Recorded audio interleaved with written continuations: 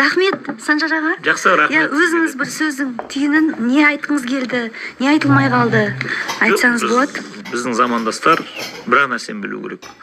21-ші ғасыр ең қауіпті ғасыр екен. Бұлар жылын жүрегімен, жылын жүйкесімен, жан жүрегімен кәдімгі сезіну керек. Біз ең қауіпті ғасырда өмір сүріп жатырмыз. Егер сақтанбасақ, біз ақ өлімге де жете алмаймыз, тағдырды құртамыз деген. Бұл қуыс кеуде ғасыры.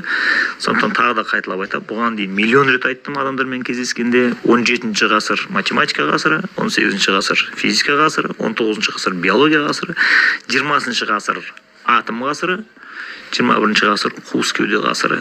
Бұны эпоха пустоты деп орыстар аудардан былтыр Россияның ғалымдары.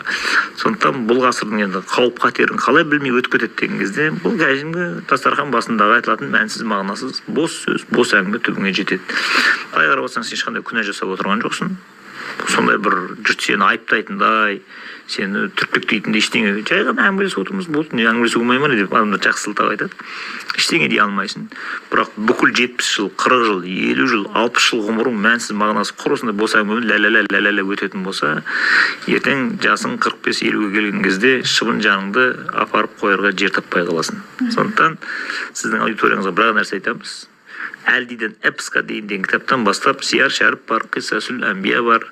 Сол кітаптардың бәрін оқып, сол рухани құндылықтың бәрін жүректеріне сіңіріп алса, сосын сіз сияқты маңдай жарқырап отырады. Рахмет. Санжар аға, көп рахмет. Күнні сіздің бір сөзіңізден жаттап алдым осыны. Күннің сәулесі түспейтін жерге сөздің сәулесі түссін деген. Санжар Керімбайдың сөзінің сәулесі барлық жүрекке түссін. Рахмет Санжар аға.